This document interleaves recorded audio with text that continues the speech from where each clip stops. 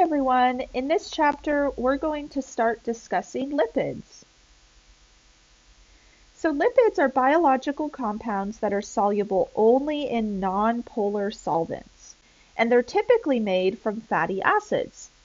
So we have talked about fatty acids in the past. We'll review them a little bit here, but you might recall that fatty acids have a long hydrocarbon chain that's very non-polar, and that's why lipids are only soluble in non-polar solvents, because they're going to be made from these fatty acids that have a large non-polar section.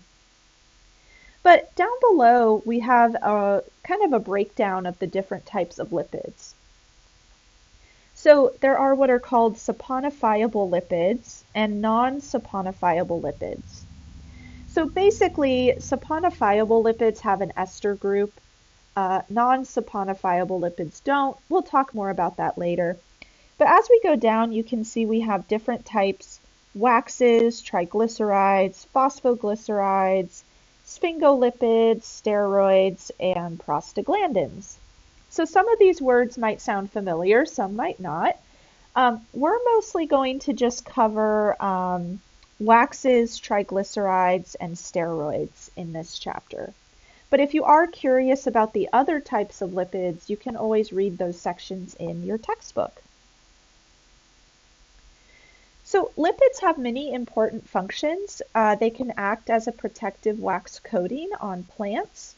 They're also energy-rich compounds, so they can be used as a form or a storage form of energy for plants and animals.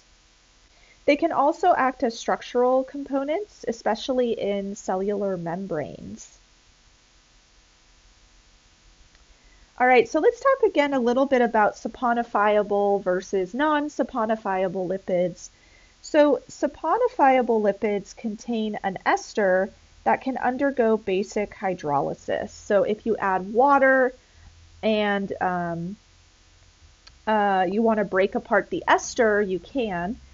So triglycerides, waxes, phospholipids, and sphingolipids all fall under this category. They all contain an ester that can undergo hydrolysis. Now again, we're just going to cover the simple lipids here, the triglycerides and waxes, which contain a fatty acid and an alcohol. The complex lipids, phospholipids and sphingolipids, they contain a fatty acid, an alcohol, and other components, which is why they're more complex. Now, non-saponifiable lipids do not contain an ester and cannot be hydrolyzed, so they can't break apart. And the one non-saponifiable lipid we're going to cover is steroids.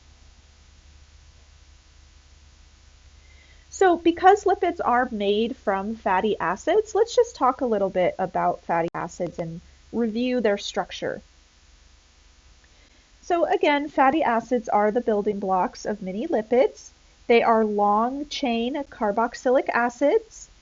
So they do have a long nonpolar tail, and this nonpolar tail is what's responsible for the fatty or oily characteristics of fatty acids, as well as some lipids. So down below we have the structure of a fatty acid, and again we have a carboxylic acid on one end, and remember, carboxylic acids are very soluble in water. They have the capability of hydrogen bonding with water, but we have this really long chain of carbons and hydrogens, which is nonpolar and hydrophobic. So that's going to make the fatty acid insoluble in water. So we've got this polar head and this long nonpolar tail. So in water, fatty acids will actually form spherical clusters called micelles. So the polar ends of each of these fatty acids will point outward toward water, and the tails will point inward, away from water. So we create this little pocket where we could carry something. So this formation happens with soaps, for instance, and you can carry dirt away in the middle.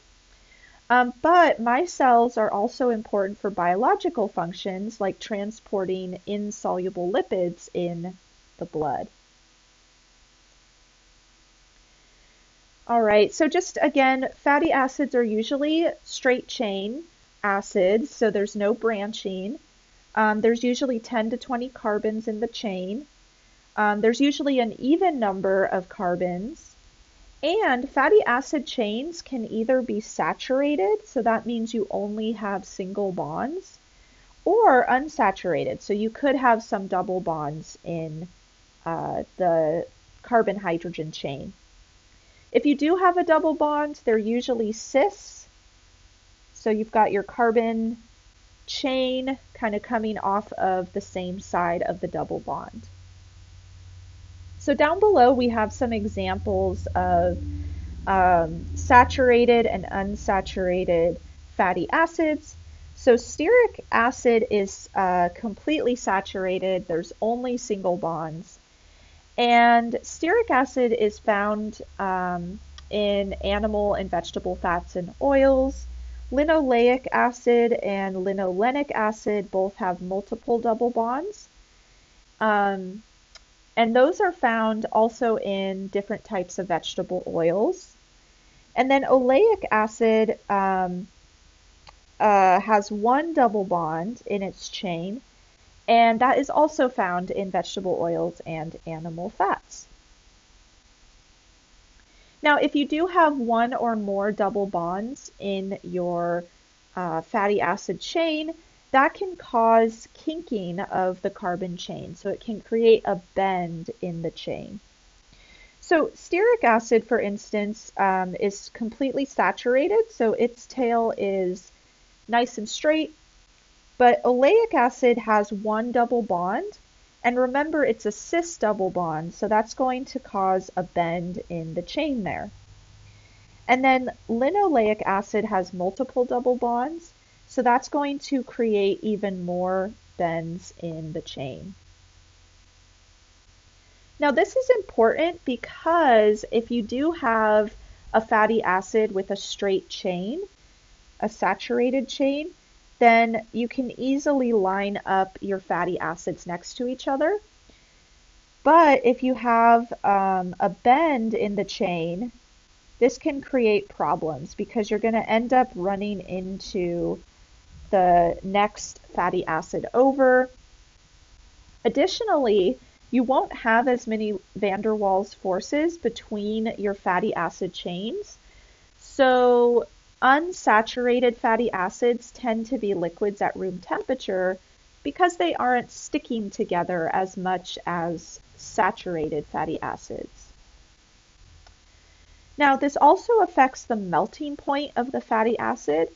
So melting points will decrease as the number of double bonds increases. Again, because you have less intermolecular forces between the chains. So in the table to the right, we have saturated, monounsaturated, and polyunsaturated fatty acids. So monounsaturated fatty acids just have one double bond. Polyunsaturated fatty acids have multiple double bonds. And you can see the melting points are drastically decreasing as we increase the number of double bonds. So essential fatty acids are those that are needed by the body, but they're not actually synthesized within the body in adequate amounts. This is also true for some vitamins. Now, for humans, linoleic and linolenic acid are both essential, and they're easily obtainable from plant and fish oils. So as long as you have some sort of, vegetable oil in your food or some sort of fish oil that you're taking as a supplement, then you should be able to get enough of the linoleic and linolenic acids. So the reason that these are essential is that linoleic and linolenic acids are used to produce hormone-like substances that regulate a wide range of functions and characteristics. So this can include your blood pressure, blood clotting, your lipid levels, immune response, and inflammation response if you have an injury or an infection. Now, additionally, these two acids can be converted to other types of fatty acids as well. All right, so let's talk a little bit about fats and oils, since that's where a lot of these fatty acids are found. So fats are usually from animal sources. They're usually solids at room temperature, and they usually have a high degree of saturated fatty acids, so the straight chain fatty acids. Oils, however, are usually from plant and fish sources. They're usually liquids at room temperature, and they're usually composed of more unsaturated fatty acids. So they have those bends in their chains.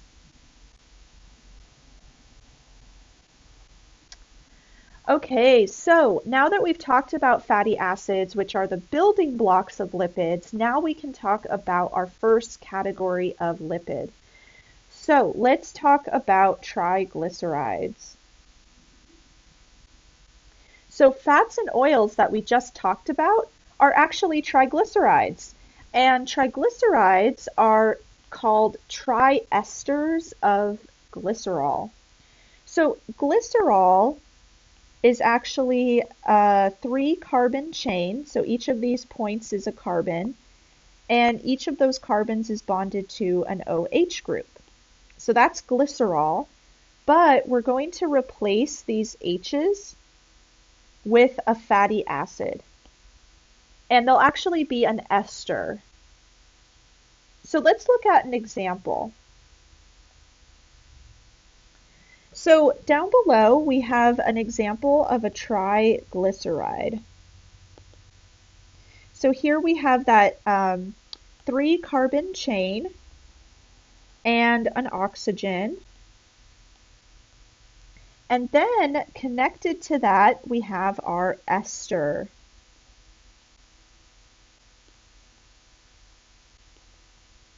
Now, these esters originally came from fatty acids. So notice that each of those esters are different. So natural triglycerides are usually mixtures of different triglyceride molecules. Now, because these are esters, we can actually hydrolyze these, so break them apart, and that's why this is a saponifiable lipid. So let's just write that down, that this is a saponifiable lipid,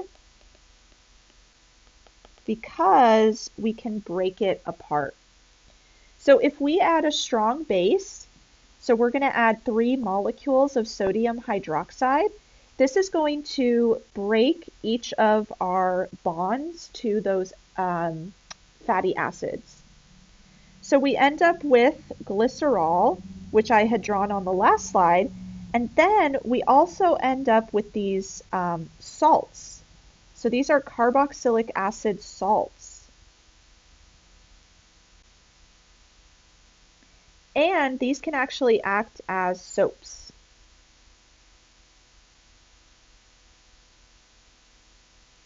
So soaps depend on the base that's used for saponification, like we saw on the last slide. So sodium salts are found in what's called cake soap, and then potassium salts are found in things like shaving creams and liquid soaps. So traditional soap making uses animal fat, and that's the source of the triglycerides. You can also use lye, which is just sodium hydroxide in its crude form. Or you can use an extract of wood ashes as the source of the base, but yeah, it's probably easier just to find sodium hydroxide. Traditional soap making was lost with the fall of the Roman Empire, so there were actually soapless centuries. And this resulted in devastating plagues in an unsanitary Western Europe. So soap is very important, and we use it day to day, especially during this pandemic. Okay, so a long time ago, we talked about esters, and we talked about something called the esterification process. So this involved combining an alcohol with our carboxylic acid. And remember, in this process, the H from the alcohol and the OH from the carboxylic acid made a water molecule, which is shown to the right here in the products. And then the other stuff that's left over makes a new bond. So with esterification here for fats and oils, etc., what happens is glycerol combines with something like stearic acid 3 times. So we do this 3 times here. And that's how we end up making our triglyceride. So we create 3 new bonds and 3 water molecules.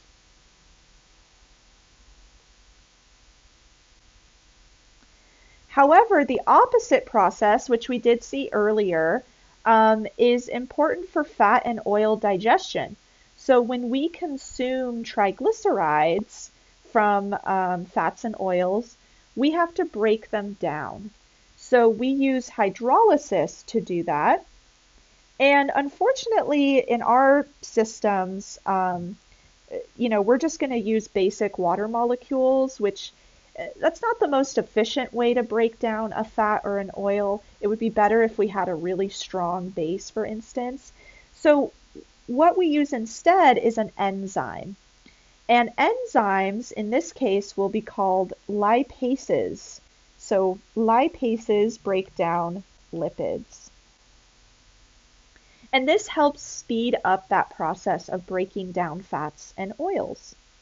And then we end up again with glycerol and our different carboxylic acids.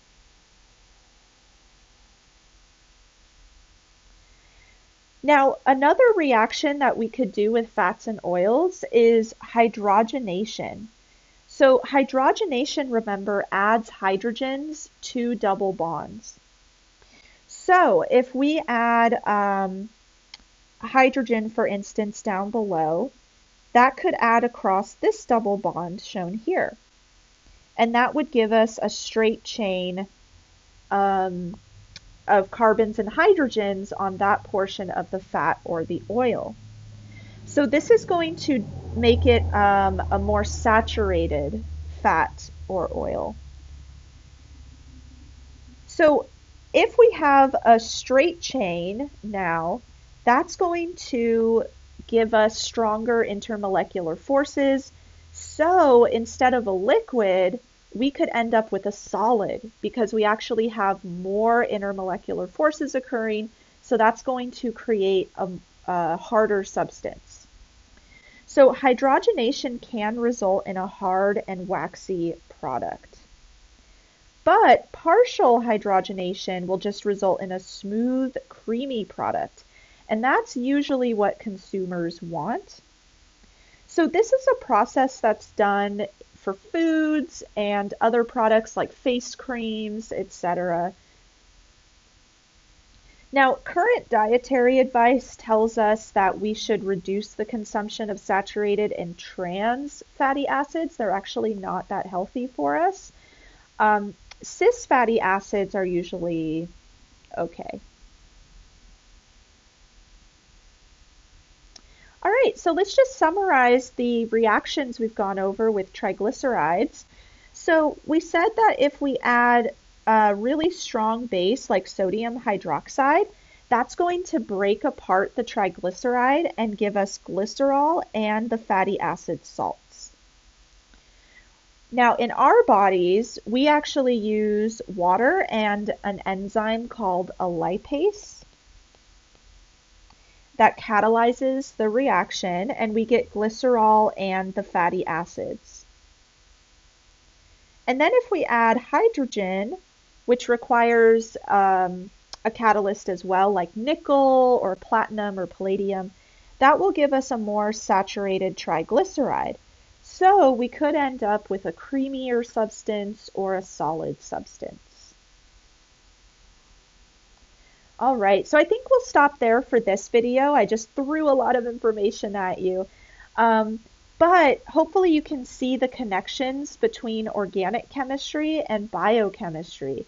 So a lot of the functional groups we've already learned about, and some of the reactions we've already learned about, like esterification, are now carrying over into these biological processes.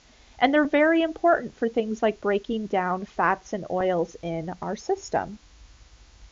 All right, so in the next video, we're going to talk about waxes and steroids. I'll see you then.